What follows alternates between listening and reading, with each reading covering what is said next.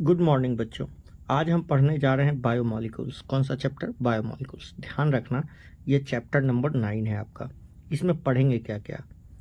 How analysis of chemical composition, कैसे analysis करते हैं केमिकल कंपोजिशन का। प्राइमरी और सेकेंडरी मेटाबोलाइट्स किसको कहते हैं।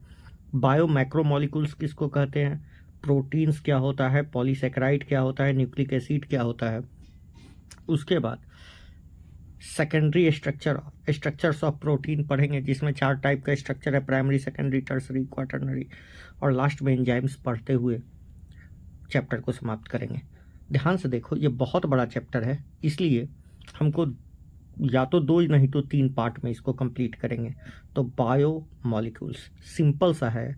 बायो मॉलिक्यूल्स का मतलब ही तोड़ लो। बायो मतलब लाइफ और उनमें मिलने वाला मॉलिक्यूल्स। अब प्रॉब्लम ये है ना कि एनसीईआरटी और टेक्निकल डेफिनेशन में दोनों में अंतर है। हम बोलते हैं कि बायो मॉलिक्यूल्स उसको कहते हैं जिसमें ऑर्गेनिक और इनऑर्गेनिक दोनों सब्सटेंस जो मॉलिक्यूल्स में मिले उसको बायो मॉलिक्यूल्स कहते हैं। एनसीईआरटी सिर्फ कहता है कि नहीं, ऑर्गेनिक जो सब्सटेंस होता है उसी को बायो मॉलिक्यूल्स कहते हैं। ठीक है, मगर ये अपने बातों को झुठला भी देता है। कैसे झुठला देता है? ये वाटर को भी कंसीडर करता है बायो मॉलिक्यूल्स में ही। ठीक है, कहता है कि नहीं, वाटर भी मिलते हैं और वाटर का अच्छा खासा कंपोजिशन बताता है। ठीक है, अच्छा खासा कंपोजिशन बताता है। खैर, यदि आपको ऐसे आप जान लीजिए, बायो मॉलिक्यूल्स में दोनों आते हैं, ऑर्गेनिक और इनऑर्गेनिक, क्योंकि हम में तो दोनों चीज़ है, ऑर्गेनिक और इनऑर्गेनिक दोनों सी चीज़ है। मगर according to NCERT all organic molecules are called biomolecules. याद रहेगा। अब आइए पढ़ते हैं लाइन बाय लाइन। कह रहे हैं, ध्यान से देखिए हम क्या कह रहे हैं। यहाँ एनसीईआरटी ने क्या लिखा है, पढ़ते हैं। देखिए, कहता है there are wide diversity of living organism in biosphere. यहाँ बायोस्फीयर से मेरा मतलब अर्थ से है। तो हमारे अर्थ पर बहुत ज़्यादा लिविंग ऑर्गेनिज्म की डाइवर्सिटी है, विविधताएं बहुत है। कितने ऑर्गेनिज्म है? 1.7 से लेकर 1.8 मिलियन तक ऑर्गेनिज्म, ठीक है जिनका डिस्कवरी हो चुका है। कहता है, उसके बाद एक क्वेश्चन हमारे दिमाग में आता है कि क्या सभी living organism made up of same chemicals, elements या कंपाउंड्स। क्या सारे जो ऑर्गेनिज्म हैं जो भी धरती पर मिल रहे हैं, प्लांट्स, माइक्रोब्स, जो भी हैं, एनिमल्स, सब में एक ही प्रकार का एलिमेंट्स और कंपाउंड्स मिलता है? You have learn. इसके लिए हमको कुछ एलिमेंटल एनालिसिस परफॉर्म करना होगा। हम लोग जैसे केमिस्ट्री में एलिमेंटल एनालिसिस परफॉर्म किए थे, उसी तरह का हमको सच एन एनालिसिस, यदि हम उसी तरह का एनालिसिस यदि हम प्लांट्स टिश्यू, एनिमल टिश्यू और माइक्रोबियल पेस्ट में करें, जैसा हम chemical analysis, elemental analysis chemistry में करते हैं, वैसा ही एनालिसिस यदि हम प्लांट टिश्यू, एनिमल टिश्यू और माइक्रोबियल पेस्ट मतलब माइक्रोब्स में करें, तो हम पाएंगे कि हम में मिलने वाले जो एलिमेंट और उनका जो एलिमेंट मिलेगा, जैसे कार्बन मिला, हाइड्रोजन मिला, ऑक्सीजन, वही सब एलिमेंट मिल रहे हैं और सब में, ठीक है, irrespective content per unit mass of the cell, mass of living tissue. मतलब यदि हम प्लांट टिश्यू, एनिमल टिश्यू और माइक्रोबियल पेस्ट का एलिमेंटल एनालिसिस करें तो हमें भी कार्बन, हाइड्रोजन, ऑक्सीजन और सेवरल अदर एलिमेंट्स मिलते हैं। ठीक है, यदि हम ऐसा ही एनालिसिस अर्थ क्रस्ट में भी करें, अर्थ का टुकड़ा लेके, मतलब अर्थ, पीस ऑफ अर्थ क्रस्ट मतलब ढेला का, एक ढेला उठा लीजिए, उसका भी एलिमेंटल एनालिसिस कीजिएगा, तो is an example of non living matter, earth एक नॉन लिविंग, तो सिमिलर लिस्ट मिलेगा। मतलब वही कार्बन, हाइड्रोजन, ऑक्सीजन और सेवरल अदर एलिमेंट्स मिलेगा। ठीक है, what is the difference between the two list? यदि हम एब्सोल्यूट टर्म में बात करें तो इन दोनों में कोई डिफरेंस नहीं है। ठीक है, all the elements present in a sample of earth crust also present in the living tissue. जो भी एलिमेंट अर्थ क्रस्ट में है वही किस में मौजूद है? लिविंग टिश्यू में। तो एब्सोल्यूट टर्म में कोई डिफरेंस नहीं है, मगर जब क्लोज एग्जामिन कीजिएगा, बहुत क्लोजली देखिएगा, तो उनकी रिलेटिव एविडेंस कार्बन और हाइड्रोजन का ज़्यादा है किसमें? लिविंग में, रिस्पेक्टिव टू अर्थ क्रस्ट। तो लिविंग ऑर्गेनिज्म में ज़्यादा है देन अर्थ क्रस्ट। यदि आप क्लोज मतलब आप एविडेंस ही देख सकते हैं किसका एविडेंस ज़्यादा है। तो हम ये बोल रहे हैं ना कि ऐसे एब्सोल्यूट टर्म में बात करोगे तो वही एलिमेंट जो अर्थ में मिलेगा वही किस में मिलेगा बेटे, लिविंग ऑर्गेनिज्म। और ये मिलना भी चाहिए। अरे भाई इंसान कहाँ से बना या ये जीव कहाँ बने, धरती पे बने। यदि मान लो हम कोई मकान बना रहे हैं, बिहार में मकान बना रहे हैं, तो अमेरिका से थोड़ी मिट्टी मंगाएंगे, अमेरिका का सीमेंट थोड़ी मंगाएंगे, ठीक है, यहीं का मिट्टी यहीं का बालू। तो जो चीज़ यहाँ मिलेगा वही चीज़ का इस्तेमाल हुआ। तो अर्थ पर जो चीज़ मिलता है उसका इस्तेमाल होता है। तो इसीलिए तो जो एलिमेंट आपको, जो एलिमेंट और कंपाउंड कहाँ मिलेंगे, अर्थ क्रस्ट में मिलेंगे, वही इंसानों में या माइक्रोबियल पेस्ट और प्लांट टिश्यू में मिलेंगे, ठीक है। अब कहता है ये एलिमेंटल एनालिसिस आप कीजिएगा कैसे, how analysis of chemical composition.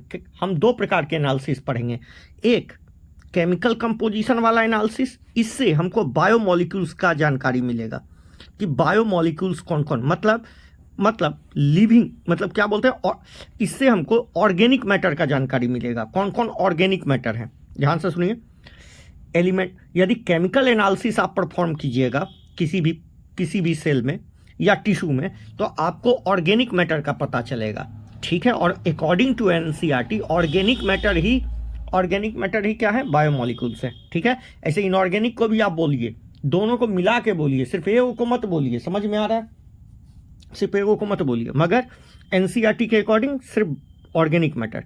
कहता है कि आप एनालाइज केमिकल कंपोजिशन एनालिसिस कैसे कीजिएगा, एनालिसिस ऑफ केमिकल कंपोजिशन कैसे कीजिएगा। इसके लिए आपको क्या करना होगा, आप मतलब कहता है कौन कौन टाइप के organic compounds found in living organism. तो केमिकल एनालिसिस से आपको क्या मिलने वाला है, ऑर्गेनिक मैटर मिल रहा है। कैसे करोगे, इसके लिए आपको लिविंग टिश्यू चाहिए, टिश्यू ले लीजिए, या तो सेल ले लीजिए, नहीं तो पीस ऑफ लीवर ले लीजिए, या तो वेजिटेबल ले लीजिए, नहीं तो पीस ऑफ लीवर ले लीजिए। अच्छे से इसको ट्राइक्लोरोएसिटिक एसिड में पेस्ट दीजिए। कैसे पीछेगा, मोर्टार और पेस्टल, देखे ना आयुर्वेदिक दवा में जिसको घोलता है वो लोग, ठीक है, आयुर्वेदिक दवा वाले के यहाँ ले जाके पीस लीजिए, ठीक है, उनसे पीस लीजिए, एकदम पीस लीजिएगा तो क्या बन जाएगा, ट्राइक्लोरोएसिटिक लिक्विड है, इसमें बन जाएगा चटनी। और यह सलरी का मतलब चटनी। उसके बाद इस चटनी को अच्छे से छान लीजिए। किससे छानिएगा, चीज क्लॉथ और कॉटन से। अरे भैया छलनी है, छलनी से छान लिए। अब जैसी छानिएगा तो चीज क्लॉथ के ऊपर कोई चीज़ रह जाएगा, जैसे या मान लीजिए ऐसे करके छाने, तो चीज क्लॉथ के ऊपर जो चीज़ रह गया उसको बोलते हैं रिटेंटेट। और जो नीचे आ गया मतलब लिक्विड के साथ ट्राइक्लोरोएसिटिक एसिड के साथ चला आया, इसको बोलते हैं फिल्ट्रेट। क्या बोलते हैं, फिल्ट्रेट। तो जो नीचे आया वो फिल्ट्रेट है या एसिड सोलबल पूल है, और जो ऊपर रहा वो एसिड इनसोलबल पूल या रिटेंटेट है। समझ में आ गया, दो बातें क्लियर, एकदम बढ़िया समझ लेना, कोई हड़बड़ी नहीं है। We would obtain two fraction, दो फ्रैक्शन मिलेगा। जैसे चाय को छान लिए तो नीचे चैया मिल गया, ऊपर चायपत्तिया मिल गया, ठीक है, तो चायपत्तिया हो गया क्या, रिटेंटेट, और चैया क्या हो गया बताइए, फिल्ट्रेट, ठीक है। One is called filtrate technically acid soluble pool में चला गया। सेकंड इज कॉल्ड रिटेंटेड और acid इनसोलबल fraction. Scientist have found thousands of organic compounds in acid soluble pool. Acid soluble pool में बहुत सारे कंपाउंड्स मिले, जैसे एमिनो एसिड मिलता है, न्यूक्लियोटाइड्स मिलता है, न्यूक्लियोटाइड शुगर वगैरह मिल जाते हैं, ये सब मिल जाते हैं। आ गया समझ में, शुगर वगैरह, ग्लूकोज वगैरह मिल जाएंगे। तो बहुत सारा कंपाउंड्स मिला कहाँ, एसिड सोलबल पूल में, ठीक है। मगर एसिड इनसोलबल पूल में 4 मिले, रिटेंटेट में 4 मिले, वो आगे सीखेंगे। कहता है in higher class you have learn how much analysis of living tissue और sample at a particular type of organic compound. They have identify extra separation technique compounds on the basis of other, in other words isolate purify the compounds, ठीक है। अब आइए, जैसे यहाँ देखिए आपको कुछ आइडिया लगेगा। अच्छा अब देखिए यहाँ पर समझते चलिए। कहता है when applied two compounds give idea of molecular formula portable structure of the compound. मतलब आप केमिस्ट्री लगा के, आप केमिस्ट्री का यूज करके उस कंपाउंड का क्या पता कर सकते हैं, स्ट्रक्चर भी पता कर सकते हैं। और क्या पता कर सकते हैं, एक सेकेंड बेटा, आप उस कंपाउंड का स्ट्रक्चर भी पता कर सकते हैं केमिस्ट्री, जैसे केमिस्ट्री में करते हैं कंपाउंड का मॉलिक्यूलर फार्मूला और उसमें फंक्शनल ग्रुप भी पता कर सकते हैं। तो molecular formula probably structure of the structure of the compound को भी पता कर सकते हैं। ऑल द कार्बन कंपाउंड, अब यहाँ ऑर्गेनिक कंपाउंड का डेफिनेशन दे रहा है, क्या दे रहा है? All the carbon compounds that obtain from living tissue are called biomolecules. तो डायरेक्ट डेफिनेशन है कार्बन कंटेनिंग कंपाउंड, मतलब कार्बन कंटेन मतलब कार्बन कार्बन बॉन्ड हो, नहीं तो कार्बन हाइड्रोजन बॉन्ड हो, ठीक है, उसी को ऑर्गेनिक कंपाउंड्स और बायोमोलिक्यूल्स मानता है। मतलब ऑर्गेनिक कंपाउंड को ही एनसीईआरटी क्या मानता है? बायोमोलिक्यूल्स मानता है। मगर ऐसा थोड़ी है, अब देखो यहाँ नौटंकी, ऐसा थोड़ी है कि इसमें लिविंग ऑर्गेनिज्म में सिर्फ ऑर्गेनिक कंपाउंड ही होते हैं, इनऑर्गेनिक एलिमेंट्स भी होते हैं और कंपाउंड्स भी होते हैं, इनऑर्गेनिक एलिमेंट्स और कंपाउंड्स भी होते हैं, ठीक है। मगर इसको कैसे जाना जाए? तो इसके लिए आपको एस एनालिसिस करना होगा। तो हमने दो एनालिसिस किया, पहला कंपोजिशन एनालिसिस, ठीक है, केमिकल एनालिसिस, और दूसरा एस एनालिसिस, केमिकल एनालिसिस या ट्राइक्लोरोएसिटिक एसिड एनालिसिस। उससे आपको ऑर्गेनिक मैटर के बारे में पता चल गया। और यदि आप एस एनालिसिस करोगे तो आपको किसका पता चल जाएगा? उससे आपको पता चल जाएगा बेटे, उससे आपको पता चल जाएगा इनऑर्गेनिक एलिमेंट और कंपाउंड्स, ठीक है। कहता है a slight different and destructive experiment that had been done. इसके लिए एक डिस्ट्रक्टिव एलिमेंट किया जाता है। एक लिविंग टिश्यू ले लीजिए, एक लीफ ले लीजिए या लीवर ले लीजिए और उसको ड्राई कर लीजिए, ठीक है। यदि आप उसको उस समय वेट कीजिएगा तो वो उसका कौन सा वेट होगा बेटा? वेट मतलब गीला वेट। और जब उसको ड्राई कर लीजिएगा तो वो उसका ड्राई वेट, ठीक है। एंड ड्राइड इट, जैसे ड्राई कर लिए तो पानी इवोपरेट हो गया, अब जो वेट मिलेगा उसको ड्राई वेट। इससे पता चल जाएगा कितना पानी है, ठीक है। इससे पता चल गया पानी का अमाउंट। उसके बाद क्या कीजिए? उसको जला दीजिए। तो जैसे जलाइएगा and water vapour evaporate, remaining material dried weight, the tissue is fully burned. उसको जला दीजिए। पत्ता है तो पत्ता जला दीजिए, टिश्यू लीवर लिए हैं तो लीवर को जला दीजिए। जैसे जला दिए तो सारा ऑर्गेनिक मैटर ऑक्सीडाइज हो गया, ठीक है, पानी पहले ही जा चुका था। तो कहता है all the carbon compounds oxidise from gas form CO2 और वाटर। कार्बन चला गया ऑर्गेनिक कंपाउंड का CO2 में, और हाइड्रोजन जो ऑर्गेनिक कंपाउंड में था वो H2O में चला गया। अब जो बचा वो एक्चुअली में कहेंगे राख।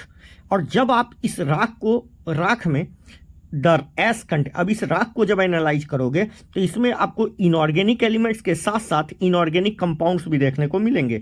इनऑर्गेनिक एलिमेंट्स जैसे केमिकल मैग्नीशियम ये दिखेगा, इनऑर्गेनिक कंपाउंड जैसे sulphate, phosphate are also present in the acid soluble fraction.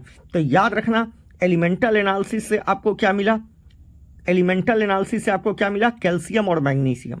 और इनऑर्गेनिक कंपाउंड्स जो होते हैं वो भी मतलब उसी समय जब आप तोड़ते हो तब भी मिलते हैं शायद, एलिमेंटल एनालिसिस से नहीं। यहाँ एनसीईआरटी कह रहा है कि एलिमेंटल एनालिसिस से नहीं, inorganic compounds like sulphate, phosphate are also seen in acid soluble fraction में भी देखने को मिलते हैं, ठीक है।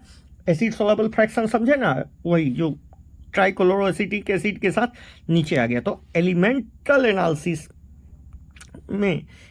एनालिसिस से आपको क्या पता चलता है? एलिमेंटल से कौन सा एलिमेंट और कंपाउंड मौजूद है, समझ में आ गया। अच्छा, therefore elemental analysis give element composition of living tissue to form, जैसे hydrogen, oxygen, chlorine, carbon. While तो कहता है the elemental analysis give element composition of living tissue. तो एलिमेंटल एनालिसिस एनिमेंटल कंपोजिशन को बताता है, while analysis of compound give the idea of kind of organic matter and inorganic constituent present in the living tissue. तो यदि हम एस analysis और chemical analysis को मिला दे तो टोटल का टोटल हमको लिविंग टिश्यू में कौन कौन ऑर्गेनिक और इनऑर्गेनिक मटेरियल है वो सब पता चल जाता है, ठीक है। तो केमिस्ट्री पॉइंट ऑफ व्यू, यहाँ देखिए, कहता है for chemistry point of view one can identify functional group. जैसे हम केमिस्ट्री पॉइंट ऑफ व्यू से यदि हमको ऑर्गेनिक मैटर पता चल गया तो उसका हम नेचर फंक्शनल ग्रुप पता कर सकते हैं, एरोमेटिक है ना। But biological point of we shall classify into 4। किसमें? Amino acids, nucleotide, fatty acids. ये सब कहाँ मिले? ये सब मिले एसिड सॉल्युबल पूल में। क्या क्या मिला? Amino acids, nucleotide base, fatty tissue. कहाँ मिला? कहाँ मिल रहा है? एसिड सॉल्युबल पूल में। और क्या मिला एसिड सॉल्युबल पूल में? इनऑर्गेनिक कंपाउंड्स भी मिले, जैसे सल्फेट, फॉस्फेट, ये सब मिले। ठीक है। Amino acids are organic compound. अब एमिनो एसिड्स के बारे में बात कर रहा है। एमिनो एसिड्स ऑर्गेनिक कंपाउंड्स हैं जिसमें amino group and an acidic group are substituent of same carbon. जैसे एमिनो एसिड डेरिवेटिव होता है मीथेन का। इसमें करते क्या है? ये मीथेन है तो इसमें मीथेन है, एक तरफ से इसको हटा के क्या लगा देते हैं? एसिटिक ग्रुप, और एक तरफ से H को हटा के क्या लगा देते हैं? Amino group. ठीक है, एमिनो ग्रुप। और एक तरफ से R को हटा के, H को हटा के R लगा देते हैं। मतलब amino acid is derivative of ammonia, जिसमें 3 हाइड्रोजन को हटा के एक तरफ R, एक तरफ COH और एक तरफ NH2 लगा दिया जाता है। समझ में आ गया? अब देखिए क्या बोलता है। और जो कार्बन है उसको अल्फा कार्बन कहते हैं। ठीक है। अब देखिए amino acids are the compound, देखिए amino acids are the compound containing amino group, acidic group as substituent on same carbon. इसी कार्बन को अल्फा कार्बन कहे। Hence alpha amino acid, alpha carbon पर मतलब एक कार्बन पर 2 फंक्शन ग्रुप लगा है तो वो अल्फा कार्बन हो गया। दे आर सब्स्टिट्यूटेड मीथेन, ये सब्स्टिट्यूटेड मीथेन है, मीथेन से सब्स्टिट्यूशन से बना है। कैसे? दे आर 4 सब्स्टिट्यूएंट, 4 वैलेंसी और 4 वैलेंस पोजीशन। कार्बन के 4 वैलेंस पोजीशन होते हैं जिसमें 3 को सब्स्टिट्यूट कर दिए। देखिए they are hydrogen, carboxyl group, amino group और वेरिएबल R ग्रुप। मतलब चारों को 4 से सब्स्टिट्यूट कर दिए, एक तो हाइड्रोजन रहने ही दिए। दे आर कौन सा? हाइड्रोजन, अल्फा कार्बन पर 4 सब्स्टिट्यूएंट लगाए। क्या क्या लगाए? Hydrogen, carboxyl acid, amino group और एक R ग्रुप। ठीक है। On basis of R group, on basis many amino acids are formed. On the basis of nature of R they are many amino acids. Total 20 type के एमिनो एसिड्स होते हैं। ठीक है। हाउएवर दोज, बहुत सारे एमिनो एसिड्स होते हैं दुनिया में। R ग्रुप के आधार पर बहुत सारे एमिनो एसिड होते हैं, मगर प्रोटीन बनाने के लिए सिर्फ और सिर्फ 20 की जरूरत होती है। However those which occur in protein are, देखिए एमिनो एसिड होते बहुत टाइप के हैं मगर प्रोटीन बनाने के लिए सिर्फ 4 टाइप की जरूरत होती है। ठीक है। R group in proteinaceous amino acid कुल भी क्या हो सकता है? अब ये यदि हाइड्रोजन हुआ तो नाम होगा ग्लाइसिन, सबसे simplest amino acid glycine. R group यदि मिथाइल ग्रुप हुआ तो एलानिन नाम होगा। R ग्रुप यदि हाइड्रोक्सिल मिथाइल हुआ, CH2OH हुआ तो उसका नाम सेरीन होता है। और इनका फोटो आपको दिया हुआ है 9.1 में। देखो यहाँ देखो, R के जगह हमने क्या लगा दिया? ये ग्लाइसिन हो गया। अच्छा ये एक कायरल होता है, बाकी सारा कायरल होता है। ये सबसे सिंपलेस्ट अमीनो एसिड है। R के जगह हम CH3 लगा दिए थे एलानिन, CH2OH लगा दिए तो क्या हो गया? सेरीन। समझ में आ गया? अब देखिए hydroxyl methyl group, hydroxyl methyl से सेरीन, मिथाइल से एलानिन। ठीक है। अच्छा तो R ग्रुप से एमिनो एसिड का नाम चेंज हो जाता है। और 20 टाइप के एमिनो एसिड जो प्रोटीन में यूज होते हैं, ऐसे एमिनो एसिड बहुत टाइप के होते हैं। Chemical and physical property of amino acid depends upon amino essentially of amino and carboxyl and R functional group. याद रखिएगा केमिकल और फिजिकल प्रॉपर्टी 3 बातों पर डिपेंड करता है, एमिनो, R और किस पर? COH पर। तीनों पर डिपेंड करता है, जबकि नाम जो है सिर्फ R पर डिपेंड करता है। ठीक है। अगला, based on number of amino and carboxyl group they are acidic, मतलब COH की संख्या ज़्यादा हो गई तो एसिडिक हो गया। जैसे ग्लूटामिक एसिड बेसिक में कौन हो गया? लाइसिन, मतलब NH2 की संख्या ज़्यादा हो गई। और यदि दोनों की संख्या बराबर हुई तो उसको कहते हैं वैलीन। क्या बोलते हैं बेटा? वैलीन। ठीक है। सिमिलरली यदि एरोमेटिक R के जगह एरोमेटिक ग्रुप लगा हो तो उसको क्या बोलते हैं? Aromatic amino acid. जैसे 3 को नाम दिया है, टायरोसिन, फेनाइलएलानिन, ट्रिप्टोफान। ठीक है। अच्छा, a particular property of amino acid ionisable nature of NH2 और CH2, NH2 और COH। मतलब एक प्रॉपर्टी होता है एमिनो एसिड का कि इसमें NH2 और COH आयोनाइजेबल नेचर शो करते हैं। ठीक है। और अलग अलग pH पर एमिनो एसिड का स्ट्रक्चर चेंज हो जाता है। Hence solution at different pH structure of amino acid changes. हम समझा रहे हैं, जैसे मान लो ये एक पीएच है, ये एक पीएच 1 मान लो इसको, तो इसमें क्या हुआ, ये एक पीएच है जिस पर अमोनिया NH2 ग्रुप प्रोटोनेट हो गया। तो देख रहे हो ये पॉजिटिव चार्ज वाला एमिनो एसिड बन गया। एक पीएच ये है pH2 मान लो, जिस पर ये कार्बोक्सिल ग्रुप अपना हाइड्रोजन लॉस कर दिया, तो ये निगेटिव चार्ज वाला बन गया। अच्छा, एक ऐसा पीएच भी आ सकता है जिसमें ये H मतलब ये डीप्रोटोनेट हो जाए और ये प्रोटोनेट हो जाए। नहीं आ रहा है समझ में?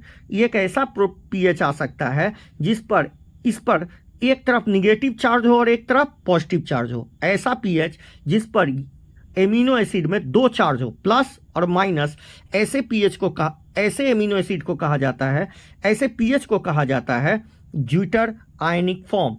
ठीक है, ऐसे पीएच पर ये कैसा आयन का फॉर्मेशन करता है, एक पर्टिकुलर पीएच जिसमें एक तरफ निगेटिव चार्ज हो और एक तरफ पॉजिटिव चार्ज हो, ऐसे फॉर्म को ज्विटर आयन फॉर्म कहा जाता है। क्या कहा जाता है? Zwitter ion form.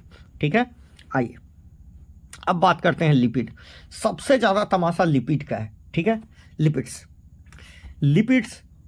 लिपिड्स जो हैं, पहली बात, ये माइक्रोमोलिक्यूल्स नहीं है। ठीक है, हम पहले बता देते हैं ये माइक्रोमोलिक्यूल्स नहीं है। ठीक है, ये वाटर इंसॉल्युबल होते हैं। ये 3 टाइप के होते हैं, आपके लिए 3 टाइप रखना है। ठीक है, पहला सिंपल ड्राइव, ठीक है, सिंपल कंजुगेटेड और ड्राइव में स्टेरॉइड्स आते हैं। ठीक है, अब देखिए सिंपल में कौन कौन आते हैं? They could be simple fatty acids. पहला हो सकता है फैटी एसिड, दूसरा फैटी एसिड, दूसरा हो सकता है ग्लिसरॉल, और तीसरा इन दोनों के मिलने से जो बनेगा, फैटी एसिड और ग्लिसरॉल के जो मिलने से बनेगा, उसको बोलेंगे ट्राइग्लिसराइड्स। रट गए? ये तीनों फैट ही हैं। ठीक है, they are simple fatty acid हो सकते हैं। Fatty acid carboxyl group attach to R group. ठीक है, RCOH फार्मूला हो गया। अब ये R ग्रुप क्या क्या हो सकता है? CH3 भी हो सकता है, C2H5 भी हो सकता है, और higher number of CH2 group 1 से लेके 19 तक कार्बन तक हो सकता है। यदि हम जैसे एग्जांपल में यदि 16 कार्बन है इंक्लूडिंग COH, ठीक है, तब तो ये पाल्मेटिक एसिड है। कौन सा एसिड है? Palmitic acid. कहाँ गया पाल्मेटिक एसिड? हाँ, और इसके R में 15 होगा और टोटल देखेंगे तो 16 हो जाएगा। उसी तरह यदि हम 20 देख रहे हैं तो एरेकिडोनिक एसिड है, और तो उसके R में कितना हो जाएगा? 1 कम कर लेंगे क्योंकि COH चला गया, तो इसमें 19 हो जाएगा। ठीक है, arachidonic acid 20 carbon including carboxyl group. ठीक है, तो फैटी एसिड तो समझ में आ गया। तो फैटी एसिड का क्या फार्मूला हो गया? RCOH। तो ये क्या है? लिपिड है। ठीक है, अच्छा, फैटी एसिड सेचुरेटेड भी हो सकते हैं और अनसेचुरेटेड का मतलब कोई डबल बॉन्ड नहीं। ठीक है, और यदि डबल और ट्रिपल बॉन्ड हुआ तो उनको क्या बोल देंगे बेटा? उसको अनसेचुरेटेड बोल देंगे। दूसरा जो सिंपल फैट है उसको ग्लिसरॉल बोलते हैं। ये ट्राई हाइड्रोक्सी प्रोपेन है। क्या स्ट्रक्चर है? CH2OH दिया हुआ है बेटे, दिया हुआ है, हम क्यों लिखें? यहाँ देखो, आप ही याद कर लो। देखो ग्लिसरॉल, ये रहा ग्लिसरॉल। ये देखो फैटी एसिड पाल्मेटिक एसिड का स्ट्रक्चर बनाए हुए। आ रहा है समझ में? आपको फार्मूला भी याद रखना है, समझ में आ रहा है? अच्छा, ग्लिसरॉल ट्राई हाइड्रोक्सी, क्या बोल रहे हैं बेटा? Try hydroxy propane. ठीक है, ट्राई हाइड्रोक्सी प्रोपेन।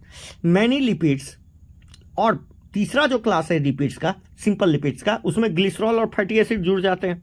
ठीक है, hence fatty acid and fatty acids are found esterified with glycerol. Hence fatty acid जब ग्लिसरॉल से मिल गया तो तीसरे प्रकार का लिपिड का निर्माण हुआ, जिसको बोलेंगे जो स्ट्रिफिकेशन ऑफ किससे बना? स्ट्रिफिकेशन से बना। ठीक है, fatty acids are found esterified with glycerol के स्ट्रिफिकेशन से फैटी एसिड और ग्लिसरॉल के स्ट्रिफिकेशन से क्या बना? थर्ड टाइप का लिपिड। और यदि एक COH के साथ एक फैटी एसिड जुड़ा है, किसके साथ? ट्राइहाइड्रोक्सीप्रोपेन के साथ, तो मोनोग्लिसराइड्स बोलेंगे। जो जुड़ा है तो डाइग्लिसराइड, और तीनों जुड़ गया तो ट्राइग्लिसराइड। मतलब उसमें तीन गो ईस्टर बॉन्ड होगा। ठीक है, 3 गो ईस्टर बॉन्ड। जैसे हम यहाँ दिखा देते हैं, जैसे यहाँ देखो, ये ट्राइग्लिसराइड्स है। मान लो यहाँ पर क्या होता है, जैसे यहाँ देखो ना, समझ में आ जाएगा। यहाँ देखो ट्राइग्लिसराइड्स, यहाँ देखो, जैसे मान लो यहाँ पर एक को जुड़ा होता है, यहाँ OH होता है, यहाँ OH होता है, तो ये क्या होता है मोनोग्लिसराइड। दो जगह से ईस्टर बॉन्ड होता है, देख रहे हो ईस्टर बॉन्ड, ईस्टर, यहाँ भी ईस्टर ईस्टर, यहाँ 3 गो ईस्टर है, इसलिए इसको क्या बोल रहे हैं ट्राइग्लिसराइड। समझ में आ गया। अब देखो, अरे बहुत आसान है, देखो ना, यहाँ देखो, अब देखो कहाँ आ गया ट्राइग्लिसराइड्स। अब देखो यही ट्राइग्लिसराइड्स एक्चुअली में खाए जाते हैं, यही ट्राइग्लिसराइड्स वाइल और फैट होते हैं, ठीक है। यदि ये जाड़ा में नहीं जमे तो ये क्या है वाइल है, और यदि ये जम गए तो क्या हो गए फैट हो गए, ठीक है। अब देखिए कहता है दीज आर ऑल्सो कॉल्ड, यही ट्राइग्लिसराइड्स को फैट या वाइल्स कहते हैं, based on their melting point, ठीक है, मेल्टिंग पॉइंट के आधार पर। जैसे वाइल का लोअर मेल्टिंग पॉइंट होता है इसलिए जाड़ा में नहीं जमता है, जैसे जिंजली वाइल, ठीक है, hence remain while in winter. आप जब बाजार से फैट खरीदोगे तो आप आइडेंटिफाई कर सकते हो। अच्छा, दूसरा होता है, दूसरे को बोल सकते हो कि किसी के साथ मिल के फैट बना, जैसे some lipids are phosphorus and form phosphorylated organic compound in them। Phosphorus, तो सम लिपिड्स में फॉस्फोरस पाया जाता है एंड फॉस्फोराइलेटेड ऑर्गेनिक कंपाउंड से, जैसे एग्जांपल हो गया, इसको कहते हैं जिसमें फॉस्फोरस पाया गया उसको कहते हैं फॉस्फोलिपिड्स, ठीक है, जिसमें फॉस्फोरस फॉस्फेट के फॉर्म में पाया गया, फॉस्फोराइलेटेड ऑर्गेनिक कंपाउंड मिला, उसको बोलते हैं फॉस्फोलिपिड्स। फॉस्फोलिपिड्स सेल मेम्ब्रेन में पाए जाते हैं और लेसिथिन इसका एग्जाम्पल है। कौन एग्जाम्पल है? लेसिथिन। सम टिश्यू स्पेशली, अच्छा, न्यूरल टिश्यू में सबसे कॉम्प्लेक्स टाइप के लिपिड पाए जाते हैं। न्यूरल टिश्यू में सबसे कॉम्प्लेक्स टाइप के क्या पाए जाते हैं बेटा? लिपिड्स पाए जाते हैं, ठीक है। अब देखो, अब हम बात करते हैं, यहां देखो, some organism has a number of carbon compounds in which heterocyclic link are found. Some organism have a number of compounds, सम बोल रहे हैं, लिविंग ऑर्गेनिज्म में बहुत सारे कंपाउंड्स होते हैं जिसमें हेट्रोसाइक्लिक रिंग पाया जाता है। अब ये होमोसाइक्लिक और हेट्रोसाइक्लिक रिंग क्या है? यदि रिंग में सिर्फ कार्बन हुआ तो क्या बोलोगे? होमोसाइक्लिक। और रिंग में यदि कार्बन के अलावा कोई और एलिमेंट हुआ तो उसको क्या बोलोगे? हेट्रोसाइक्लिक। ये केमिस्ट्री में पढ़ाया जाता है। जैसे सम नाइट्रोजिनस बेस, नाइट्रोजन जैसे adenine, guanine, cytosine, uracil, thymine, इस सभी में हेट्रोसाइक्लिक रिंग पाया जाता है। जैसे यहाँ देख लो, नाइट्रोजन वगैरह, नाइट्रोजन पाया गया होगा, देखो यहाँ नाइट्रोजन है ना, इसीलिए इसको क्या बोलोगे? हेट्रोसाइक्लिक। देखो यहाँ ये क्या है? अच्छा बताओ, प्यूरिन कौन कौन होते हैं? जल्दी बताओ, प्यूरिन कौन होते हैं? आग, ठीक है, आग। और कट क्या होते हैं? CUT, कट क्या होते हैं? कट क्या होता है? पैरामिडीन होते हैं, सबको पता है पैरामिडीन होते हैं। अच्छा, आग में क्या होता है?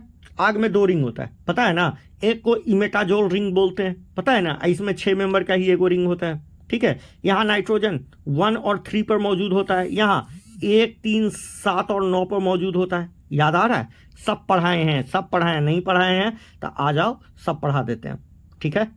आओ देखो, अब देखो, तो कहता है when attach to sugar they form nucleoside, मतलब शुगर प्लस नाइट्रोजनस बेस क्या मिलता है, क्या बनता है? शुगर प्लस नाइट्रोजनस बेस को न्यूक्लियोसाइड कहते हैं, और जब इसके 5वें पोजीशन से फास्फेट भी जुड़ जाता है तो इसको न्यूक्लियोटाइड बोलने लगते हैं ना, यही बता रहा है। एडिनोसिन, गुआनोसिन, थाइमिडीन, याद रखना, डीन, ठीक है, यूरिडीन और साइटिडीन आर न्यूक्लियोसाइड्स, जबकि ये बता चुके हैं। यहाँ आइलिक एसिड लगाते हैं, ठीक है। बस यहाँ पर एक याद रखने के लिए बोले थे कि यहाँ पर सीन लगाते हैं और इसमें डीन लगाते हैं, ठीक है, इसमें सीन लगाते हैं और इसमें, और जबकि साइटोसिन क्या है? साइटोसिन नाइट्रोजिनस बेस है। अरे नहीं बताए थे, बोले थे ना कि प्यूरिन में क्या लगाते हैं? डीन, क्या लगा? सीन, प्यूरिन में सीन और पैरामिडीन में डीन, और उसमें और न्यूक्लियोटाइड में तो सब में आइलिक एसिड लगा देते हैं, जैसे adenylic acid, thymidylic acid, guanylic acid, uridylic acid और साइटिडाइलिक एसिड। याद आया? न्यूक्लिक एसिड जैसे DNA और RNA में nucleotides, DNA consist of nucleotides only, ठीक है। Nucleic acid like DNA consist of nucleotides, और DNA RNA फंक्शन एज दोनों जेनेटिक मटेरियल की तरह काम कर सकता है। DNA और RNA दोनों ज़्यादातर जीवों में डीएनए काम करता है, मगर किसी किसी वायरस में आरएनए भी जेनेटिक मटेरियल की तरह काम करता है। दोनों फंक्शन है जेनेटिक मटेरियल। आ गया समझ में? आइए जरा यहाँ देख लीजिए, ये ग्लूकोज का स्ट्रक्चर है, ठीक है। अच्छा, ये राइबोज 5 कार्बन का शुगर है, ठीक है। देखिए इसके 2 नंबर से यदि OH गायब करके H लगा दें तो ये डीऑक्सीराइबोज का स्ट्रक्चर हो जाएगा, ठीक है। डीऑक्सीराइबोज का यहाँ से नंबरिंग करते हैं 1 2 3 4 5। आ गया समझ में?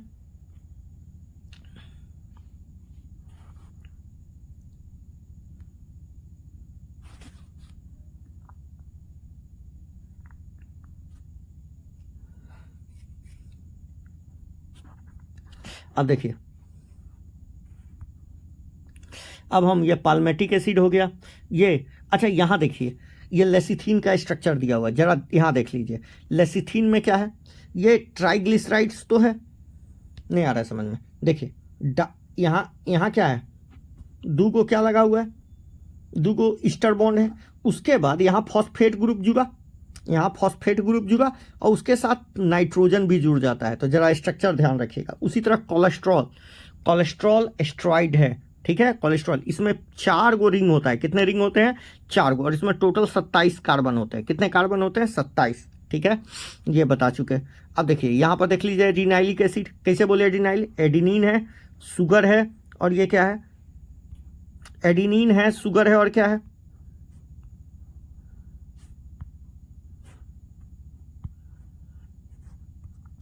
एडिनिन है, शुगर है, और क्या है? अच्छा बताइए, ये राइबोज है कि डीऑक्सीराइबोज है? ये राइबोज है। समझ में आ रहा है? क्योंकि यहाँ पर 2 नंबर पर क्या है? OH। समझ में आ गया? अच्छा, ये यूरिडीन है। यूरिडीन है, बोले थे डीन लगता है और वहाँ सीन लगता है। मतलब ये क्या है? ये न्यूक्लियोसाइड है, ये न्यूक्लियोटाइड है। आ रहा है समझ में? ये नाइट्रोजिनस बेस है, ये नाइट्रोजिनस बेस है। समझ में आ गया? आइए अब हम बात करते हैं प्राइमरी एंड सेकेंडरी मेटाबोलाइट्स। देखिए हम बोल रहे हैं the most exciting aspect of chemistry deal with isolating thousands of small or big living organisms, determining their structure possible if possible synthesize them। ठीक है, उनके स्ट्रक्चर को डिटरमाइन कर लेते हैं केमिस्ट्री के थ्रू, ठीक है। अब कहता है, ध्यान से सुनिएगा, if one make list of biomolecules such A list would have thousands of organic molecules. मतलब जब हम केमिकल एनालिसिस करते हैं तो हमको बहुत सारे बायोमोलिक्यूल्स मिलते हैं, ठीक है, लिविंग ऑर्गेनिक कंपाउंड्स मिलते हैं, ठीक है, including amino acid, sugar, ETC। The reason section 9.1 में क्या क्या मिलते हैं वो बता रहे हैं। If we call the biomolecule, अच्छा यहाँ पर हम बायोमोलिक्यूल्स को मेटाबोलाइट्स कह रहे हैं जो लिविंग ऑर्गेनिज्म से मिल रहे हैं, ठीक है। The animal tissue we notice the presence of such category of compounds. कौन कौन कैटेगरी के कंपाउंड मिल रहे हैं वो हम देख लेंगे। 9.1 और 9.10 देखना है। अच्छा, they are called primary metabolites. तो जो ऑर्गेनिक कंपाउंड केमिकल एनालिसिस करने से जो मिला उसको प्राइमरी मेटाबोलाइट्स कहते हैं।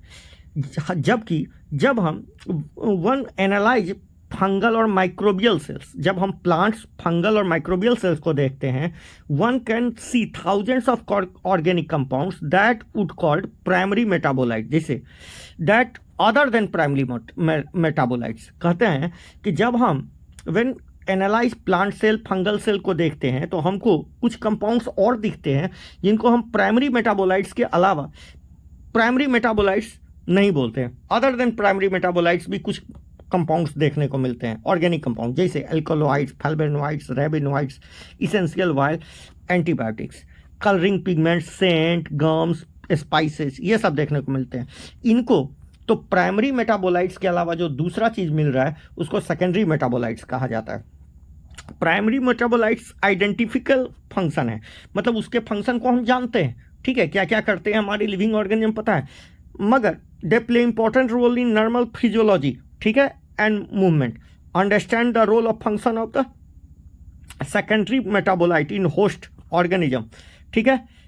हाउएवर, अच्छा कहता है we do not at the moment फिर से सुन लीजिए, हम कह रहे हैं कि प्राइमरी मेटाबोलाइट्स का हम फंक्शन जानते हैं कि हमारे सेल में क्या है, क्या फिजियोलॉजी में, नॉर्मल फिजियोलॉजी में क्या रोल प्ले करता है, ये हम जानते हैं। मगर सेकेंडरी अभी तक हम ये नहीं जान पा रहे हैं कि जिससे ये सेकेंडरी मेटाबोलाइट जिन प्लांट सेल, फंगल सेल से मिलता है, उनमें ये क्या रोल निभाता है। However many of them are useful to human welfare, human के लिए बहुत फायदेमंद, जैसे रबर, गम, ये सब फायदेमंद है। सम सेकेंडरी मेटाबोलाइट, और कुछ सेकेंडरी मेटाबोलाइट्स का इकोलॉजिकल इंपॉर्टेंस है, बहुत सारा इकोलॉजिकल, जैसे कार्डियक ग्लाइकोसाइड्स पाया जाता है अकवन में, ठीक है। अकवन एक प्लांट होता है बेटा, जिससे वो गाय को चरने से क्या कर लेता है, बचा लेता है, ठीक है। आप देखें वो नीम का पत्ता कड़वा होता है, तो उसको बकरी खाएगी, बताइए नहीं खाएगी, क्यों नहीं खाएगी, क्योंकि उसको कड़वा लगेगा, कभी नहीं खाएगी बकरी। समझ में आ गया, समझ में आ गया। तो इस तरीका से कोई केमिकल को डेवलप करता है ताकि उसको कुछ इकोलॉजिकल इंपॉर्टेंस मिले। जैसे यहाँ देखिए कुछ लिस्ट दिया हुआ है सेकेंडरी मेटाबोलाइट्स का, कौन कौन, पिगमेंट्स, कैरोटीनॉइड्स, एंथोसाइनिन, रट लीजिए इसको, ठीक है, ये पिगमेंट्स के कैटेगरी में आते हैं, ठीक है। एल्कोलॉइड्स में मॉर्फिन और कोडिनिन, टर्पेनॉइड्स में मोनोटर्पिन, डिप्टेरिन्स, ठीक है। इसेंशियल ऑयल में लेमन ग्रास ऑयल, टॉक्सिन में अराबिन, रेसिन, ठीक है। लेसिथिन, लैक्टिन्स पूछा गया था एम्स में, साइनोकोबालेमिन ए, नहीं, कॉनकनाविलिन ए, ठीक है। ड्रग्स में कौन हो गया बेटा, विनब्लास्टिन और कर्क्यूमिन। पॉलीमेरिक सब्सटेंस में रबर, गम और सेल्लोज, ठीक है, रबर, गम और सेल्लोज। आ गया समझ में। अच्छा, एक लिस्ट छूट गया बेटे, जरा उस लिस्ट को हम एनालाइज कर लें। ये छूट गया था, सॉरी जरा। जब हम एलिमेंटल एनालिसिस किए थे तो लिविंग और नॉन लिविंग मैटर में, मतलब राख का जब एनालिसिस किए थे तो लिविंग में हम देखते हैं, हमने बोला था कि एब्सोल्यूट टर्म में कोई डिफरेंस नहीं है, नो डिफरेंसेस, जो इसमें मिलेगा वही इसमें मिलेगा, मगर उनके अमाउंट में डिफरेंस है। जैसे तुम देखोगे CHONS,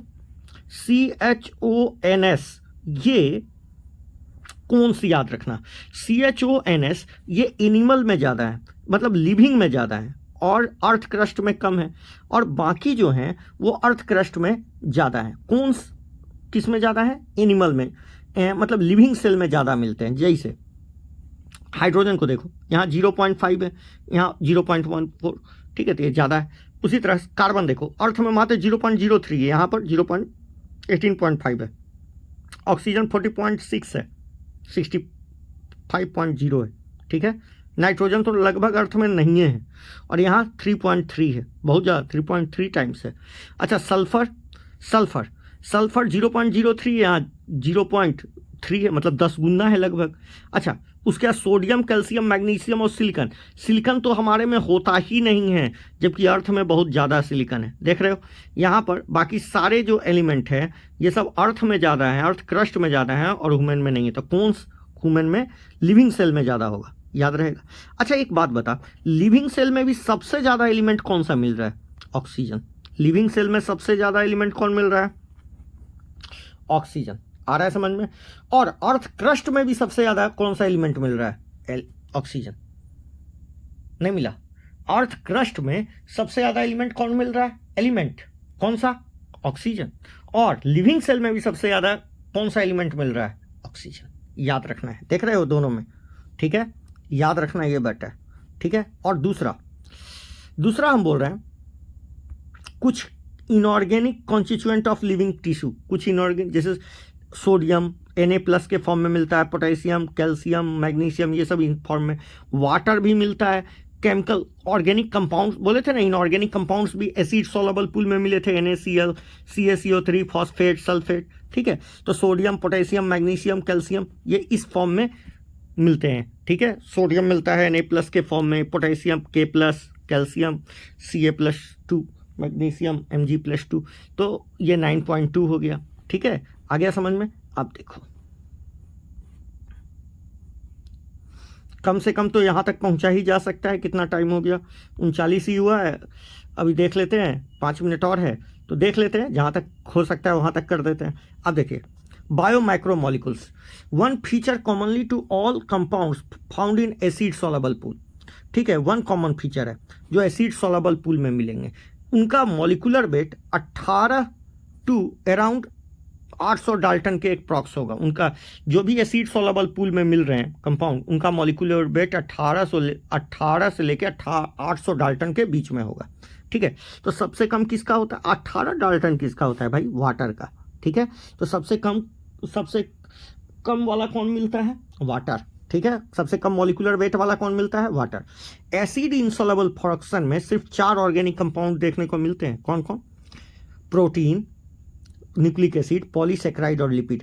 एक बात जान लो, एसिड इनसॉल्युबल पूल में वही मिलेंगे जो बहुत वजनदार होंगे। किसको छोड़ के? लिपिड को छोड़ के। लिपिड का वजन कम होता है मगर ये वेजिकल बना लेता है, जिस वजह से इसका मॉलिक्यूल ये सिंगल कभी नहीं हो पाता, इसलिए ये वेजिकल के फॉर्म में रहता है, इसलिए मॉलिक्यूलर वेट ओवरऑल बढ़ जाता है। एक्चुअली में इसका अपना मॉलिक्यूलर वेट कम होता है। आ गया समझ में? मगर इसको रखते किस में है? ये ऊपर ही रहता है, मगर इसको मतलब ये रिटेंटेट में रहता है, मगर ये वाकई में माइक्रो मॉलिक्यूल्स नहीं है, ये माइक्रो मॉलिक्यूल्स है, मगर रहेगा कहाँ? रिटेंटेट में। दीज क्लास ऑफ कंपाउंड्स, अच्छा, except lipid, have molecular weight 10,000 dalton और एबव। तो ये जो कंपाउंड होते हैं जो रिटेंटेट में रह गए, उनका 10,000 डाल्टन या उससे ऊपर होता है, 10,000 डाल्टन से ज़्यादा होता है। The reason biomolecules, the chemical compound found in living organism are of 2 types. इस आधार पर 2 भाग में बांट देते हैं। जिसका 10,000 डाल्टन से कम है, लेस देन 10,000 डाल्टन, उसको कहते हैं माइक्रो मॉलिक्यूल्स और सिंपली बायोमोलिक्यूल्स। ठीक है, और जिसका 10 और while which of the found in acid insoluble fraction को मैक्रो मॉलिक्यूल्स कहते हैं, इसको माइक्रो कहते हैं, इसको मैक्रो या बायो मैक्रो मॉलिक्यूल्स, इसको सिर्फ बायो मॉलिक्यूल्स कहते हैं, इसको बायो मैक्रो मॉलिक्यूल्स कहेंगे।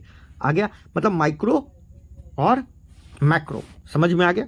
अच्छा, अब कहानी आती है। The molecule in the acid insoluble fraction except lipid are polymeric substance. Lipid polymeric substance नहीं है। ठीक है, लिपिड पॉलीमेरिक सब्सटेंस नहीं है, मगर लिपिड को जब हम अलग ही नहीं कर पाते, कतनो तोड़ोगे ना, कतनो ग्राइंड वगैरह करोगे तो लिपिड का टुकड़ा नहीं हो पाएगा, मतलब एक लिपिड अलग नहीं होगा। ठीक है, वो हमेशा एक टुकड़ों में बहुत सारा लिपिड जुड़ा रहेगा। इस वजह से जब आप सेल को तोड़ते हो तो वो टूट तो जाता है, मगर वो टुकड़ा में, ऐसा टुकड़ा में टूटता है, और यही टुकड़ा क्या हो जाता है? बाद में वेजिकल बन जाता है बेटा, गोल गोल हो जाता है। बायोलॉजी में ना गोल गोल हो जाने को वेजिकल कहा जाता है। ठीक है, अब मेरी बात सुनो। कहता है, अच्छा, polymeric substance then why do lipid those molecular weight do not exceed 800 dalton. तो इंडिविजुअल लिपिड का मॉलिक्यूलर वेट 800 डाल्टन से कम होता है, मगर बहुत सारे चूंकि चिपके हुए हो जाते हैं, चिपके ही रहते हैं, कभी अलग नहीं हो पाते, इसलिए 800 से डाल्टन से ज़्यादा हो जाता है, इसलिए रिटेंटेट में आता है। Come under acid insoluble fraction. Micromolecular fraction में क्यों मिला? Lipid are indeed small molecular weight compound है। अच्छा, स्मॉल मॉलिक्यूलर वेट कंपाउंड है, present compound, and are present not only such but also arrange in cell membrane and other membrane. ठीक है, तो ये सेल के अंदर भी पाया जाता है और सेल मेम्ब्रेन में भी पाया जाता है। When we grind tissue we distributing the cell, when disturbing cell structure को तोड़ देते हैं, मगर वो पूरा टूटता नहीं है। Cell membrane and other membrane are broken into pieces, and और जो पीस होता है वो जुड़ के क्या बनाता है? Vesicle, which are water insoluble. इसीलिए ये कहाँ रह जाता है? रिटेंटेट में। Therefore these membrane fragments in the form of vesicle get separated along with acid insoluble fraction in the macromolecular fraction. Lipids are not strictly macromolecules. तो lipid macromolecules नहीं है। ठीक है, लिपिड मैक्रोमोलिक्यूल्स नहीं है, और लिपिड पॉलीमेरिक सब्सटेंस भी नहीं है। ठीक है, जैसे ग्लूकोज, जैसे सेलुलोज पॉलीमर का बना हुआ है, उसी तरह लिपिड पॉलीमर नहीं है। ठीक है, लिपिड पॉलीमर नहीं है, इसलिए इसका मॉलिक्यूलर वेट कम होता है, मगर ये वेजिकल के फॉर्म में रहता है, मतलब ये जुड़ा हुआ रहता है, बहुत सारा लिपिड जुड़ के ही रहता है, कभी अलग अलग नहीं होता, इसलिए ये हमें रिटेंटेट में देखने को मिलता है। ठीक है, अब देखिए, acid soluble pool represent cytoplasmic composition को रिप्रेजेंट करता है, और macromolecules from cytoplasm and organelle became insoluble fraction को रिप्रेजेंट करते हैं। तो साइटोप्लाज्म और ऑर्गेनेली को कौन रिप्रेजेंट कर दिए? मैक्रोमोलिक्यूल्स। और साइटोप्लाज्मिक कंपोजिशन को कौन रिप्रेजेंट कर दिया? Acid soluble pool. तो दोनों को मिला दे तो इंटायर कंपोजिशन। तो together they represent entire chemical composition of living tissue और ऑर्गेनिज्म। ठीक है, अब हम देखते हैं कि कौन कौन मैक्रोमोलिक्यूल्स प्रेजेंट है हमारे सेल में। तो याद रखिएगा, सेल में सबसे ज़्यादा वाटर होता है, और बाकी के लिए एक निमोनिक्स हम बता देते हैं। याद रखिएगा पेंसिल। क्या याद रखिएगा? पेंसिल। क्या याद रखिएगा? पेंसिल। पी का मतलब, ये डिक्रीजिंग ऑर्डर है बेटा, पेंसिल। पी का मतलब क्या हो गया? प्रोटीन। ठीक है, पेन। और ये सी है, पेंसिल। सी का मतलब कार्बोहाइड्रेट। आई का मतलब आयंस। एक सेकेंड बेटा, प्रोटीन सबसे ज्यादा होता है, प्रोटीन। उसके बाद होता है बेटा न्यूक्लिक एसिड। उसके बाद होता है न्यूक्लिक एसिड, PEN, ऐसे याद रखिएगा, PENCLI, पेंसिली। याद रहेगा? याद रहेगा, PENCLI, पेंसिली, पेंसिली, PENCLI। P protein, lipid, protein, protein, protein,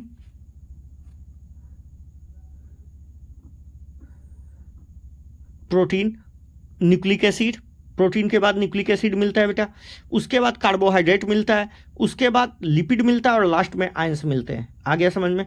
सबसे ज़्यादा प्रोटीन, उसके बाद न्यूक्लिक एसिड, उसके बाद कार्बोहाइड्रेट, उसके बाद लिपिड, और उसके बाद आयंस। और सबसे ज़्यादा कोई पूछेगा तो वाटर। इसीलिए हम बोल रहे थे। अब बताओ, यदि हमने क्या बोला था कि बायोमोलिक्यूल्स में इनऑर्गेनिक और ऑर्गेनिक दोनों आते हैं, ठीक है, मगर एनसीईआरटी सिर्फ किसको कंसीडर करता है? ऑर्गेनिक को। यही डिस्टर्बेंस है, देख रहे हो? मगर यहाँ चार्ट में इनऑर्गेनिक, वाटर ऑर्गेनिक थोड़ी है बेटा, इसमें कार्बन थोड़ी है। मगर खैर जो भी है, मगर याद रखिएगा एनसीईआरटी बोल रहा है कि ऑर्गेनिक मैटर को ही क्या मानना है? बायो मॉलिक्यूल्स मानना है। तो इस प्रकार यहाँ तक हो गया बेटे। अब प्रोटीन अगले लेक्चर में। Thank you.